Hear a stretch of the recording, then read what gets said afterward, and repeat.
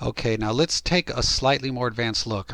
On your screen there is a quote, and that is a fictitious quote that I have made up for the purpose of showing a potential example of how something can be broke down. So we will be using this above quote to show how this can happen. Okay, so I'm not going to read it out to you. You can just read the quote yourself. And what I'm going to do in further slides is I'm going to just start picking things apart. Okay, so now you'll see there's yellow, blue, and orange, and we'll go through. So the yellow sections, they're highlighted yellow. That is, the problem here is we have a number issue. We find the presence of two different voices in this quote because somebody is using I, someone else is using we, and it's changing. So that is usually evidence of two different voices, two different authors. And we have in blue, we have a variation in a capital letter. Now, that might be nothing, but it's possible that if the word is written differently, now in English I know it's a little hard to understand this, but think of it for a Gungaku text, think that the kanji is written slightly different. So on one line the kanji is written this way, and then on the next line the kanji is written slightly different. And so you have to ask why is it written slightly different? And that would suggest a different source. And what we're going to get into in a minute is it could be a line that is taken from another document. And then in orange, you'll see where it's the word grappling hook and equipment. So this it's not it's now sort of gone from talking about a grappling hook to now it's just talking about equipment in general. And that subtle shift could also potentially suggest an alternate source. So what we're looking at here, we know for a fact that there's a disagreement in the number. And we have a few things that might suggest alternative sources. In other words, there might be these may be lifted lines from other text. In further going, we can see in green that in the first sentence there's the use of contractions, but later on there's no contractions. So again, it's possible that people could use contractions sometimes and not in other times. But if, let's say that we've been examining this text and this author is very fond of contractions, and then suddenly we have a lack of contraction, that's a potential marker. It doesn't necessarily guarantee it, but it is something we can flag because the lack of contraction is not in step with the usual pattern of the author. And then in orange we have a strange word, right? There's a word from a different language. Adugohan, what? That's not English, right? So there's a word in a different language, so we have to immediately mark that. We have to date this word. We have to find out when it made its way into the country, and then when can we reasonably expect this foreign word to appear in writings? You know, that we can't just overlook that there's a foreign word there. We have to investigate that. And then in blue, there's a subtle tone shift. The sentence before and the sentences after, and in this particular case, say we've read more of the document, there's a tone shift. These lines in blue sound almost religious, and which suggests that it could possibly be an inclusion from another source. So without going on and on and on, what we're going to do is I'm just going to jump to say, like, you know, we analyzed this, we da-da-da-da, and here's what we came up with. So this is a potential example of something that you could come up with. So the lines that are underwritten in red, right? So we have underlined in red, that's the original line, the original author with the original voice. Okay? And then we found out that the underlined blue is an embedded quote from a religious document. We found out that the author of the text actually read a particular sutra, and that line is taken out of the sutra. And in fact, the reason that the color blue is capitalized is in the sutra, blue is written that way. So he normally writes blue just with a lowercase b, but in this line there's a capital B because that's how it's written in the sutra. You can think of it as a particular way of writing a kanji. So, you know, the author always writes the kanji this way, but then in this one line he writes it this way, which matches the way it's written in the sutra. He's literally just copied that one line from a sutra. So now we know that that's an embedded quote. It's not marked as a quote. It's, you know what I mean? It doesn't have quotation marks. It doesn't say I'm quoting something, but we know that that's an embedded quote. And then the line in green, so we found out from analyzing other Gungaku documents and having a knowledge of the Gungaku documents available to the author at the time, we were able to find this quote in another document. And it's a quote taken from a Genji document. However, the original document, it says red and white instead of blue. So the author has changed the quote a little bit, but everything else about this quote is exactly the same quote. And we have actually found this quote in a couple other manuals. So they're quoting this line from the Genji manual turns out to be something that a couple of different authors did at the time. It's just that the author of this text changed the color in the quote. So swapping red and white with blue to fit his patches, right? So it's potential that, it's possible someone later on did this, but we know that this was happening during the lifetime of the author. So more than likely, this is just the author writing his original sentence, which is red, adding an embedded quote from a sutra in blue, and then taking a Genji document quote that many other texts also quote, but he changes the colors around. And that's how we get the majority of this passage. But in orange, we found out something interesting. Turns out that Aduguahan wasn't introduced until 70 years after the death of the original author, right? So this has to, or 70 years after the author, right? So the author is supposed to have written this. The author is supposed to have written this at a certain point, right? But then this line can't possibly be in here because this word was not imported to the country by then. So now we have an issue where this line is most assuredly added at a much later point. So now it can get even more interesting because, okay, let's say that previous passage was originally written in 1620, okay? And then that final line had to be added somewhere. I said between 1690 and 1700, but it has to be somewhere beyond that point, okay? It's to be beyond that point. So somewhere after 1690, that orange line had to be added.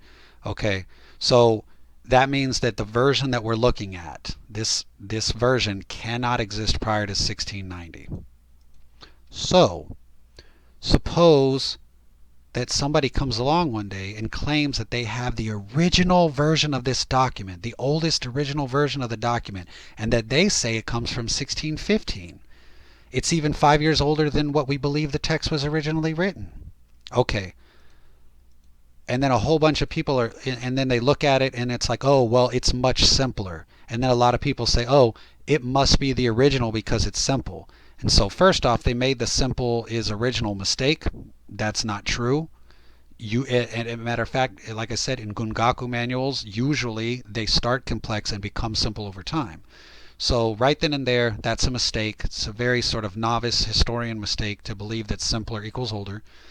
But beyond just that mistake, we can actually analyze the document for the linguistic markers that would force it into a particular sequence or a particular time period. And it only needs to have one. Yes, that's all I'm saying. It only needs one single mistake to be false. It only needs one marker to clock it into the sequence. It can be a forgery that has 99 perfect forgeries and one mistake, and it only takes that one mistake to expose it as a forgery, or to expose where its actual place lies in the time sequence. So for example, we said that Duguahan can't exist until post 1690. So if this copy from 1615 that claims to be the oldest original copy had the word Duguahan in it, well then, right then and there, you know that it can't possibly be from 1615. It must be from after 1690, and the claim would immediately be destroyed. However, deeper than any of that, if one is well versed with Gungaku documents, especially if they're a student and a researcher and an academic of particular tradition, then one has a working body of knowledge of various segments and sections that get quoted, either actually quoted or embedded without quotation in other documents.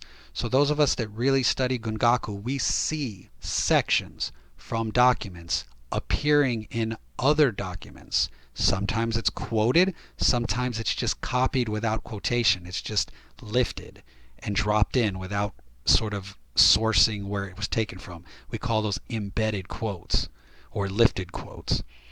This now, having this working knowledge of the manuals and these sections and these quotes, this helps academics, historians to date and these documents or to and their edits as well, because for very straightforward, a document cannot contain a quote, whether that quote is attributed or lifted from a document prior to the quoted document's existence. For example, remember that green section that was the Genji quote? Let's say that that Genji quote was first written in 1645. We know then that the document we're studying, it might have originally been written in 1620, but the copy that we are looking at must come from after 1645 because it contains a quote from a text that was first written in 1645.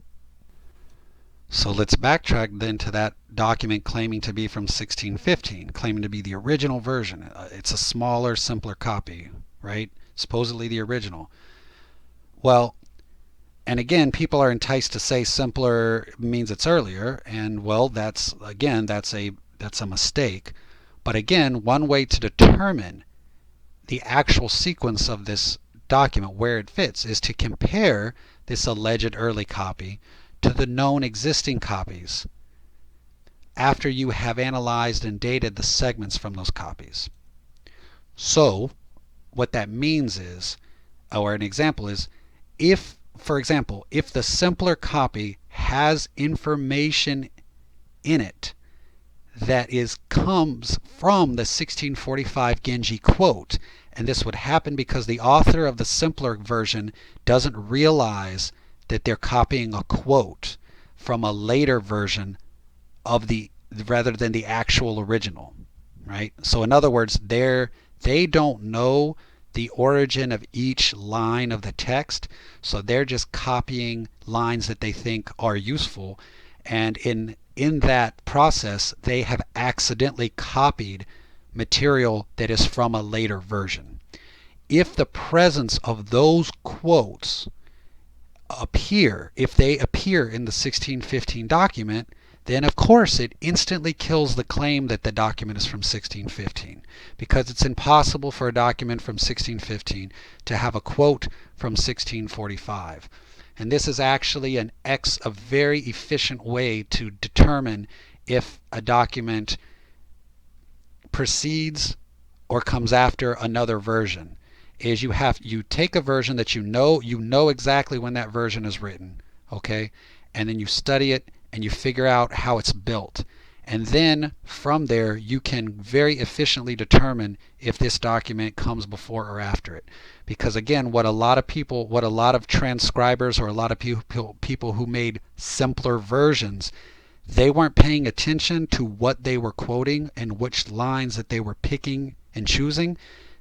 And that means that very oftentimes they hit on these embedded quotes, which cannot predate the version that the simpler version supposedly predates.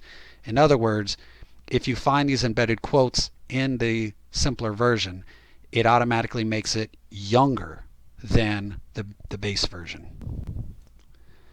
And this method is actually how you can catch forgeries from the 1600s. Documents that are claiming to be so and so old, but they actually contain things that force them to be from the mid-Edo period, or force them to be, way after they allegedly claim to be. And again, it only takes one of these embedded quotes to be found to kill the claim completely. So in this example, the original document is from 1620. Someone after 1645 adds more material. Could be the original author. Depends on if the author's alive or not. That's where you would need to know the history of the author. If the author's still alive, it's possible that he added it. If he's dead, well, it obviously can't be him. But somebody added that line after 1645. Then, some point after 1690, somebody added something else, at least that final line that was orange.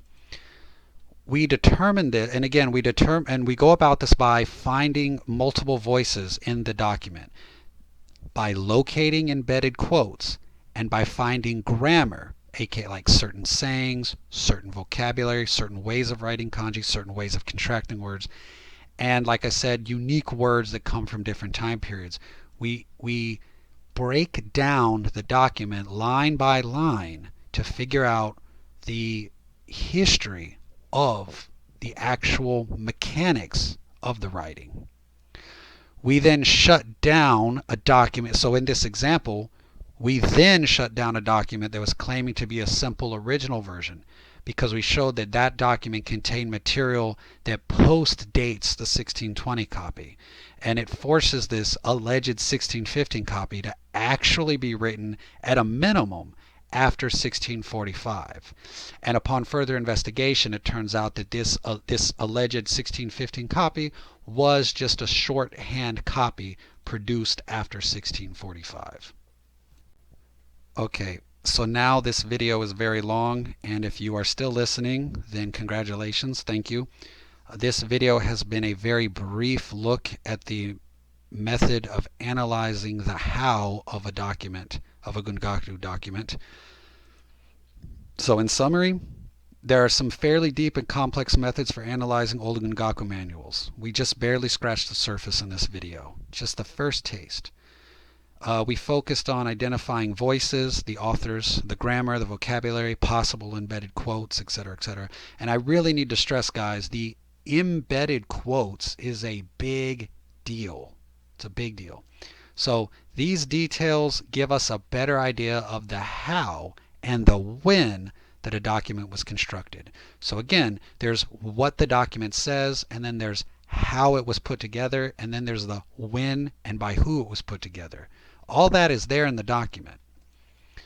This information helps us when faced with potential forgeries and the occasional big claim document, some document that comes out of left field claiming to be such and such. We can't just accept that claim. We have to analyze it. We have to test it. If it remains unanalyzed and untested, then it's just a claim, and it's an unreliable claim because it hasn't been tested. So the problem is that many of these big claim documents often turn into popularity contest or some kind of business venture. So, but you know, the reality is there is no substitute for hard and direct academic analysis. And that is it for this video. As always, these videos are meant to be brief, and they are meant to inspire you or to give you a starting off point. The material in this video is copywritten by me, so please do not steal this material. Please do not take it. Please do not copy it. Again, I hope it inspires you. I hope that it sets you off on your own investigations and explorations.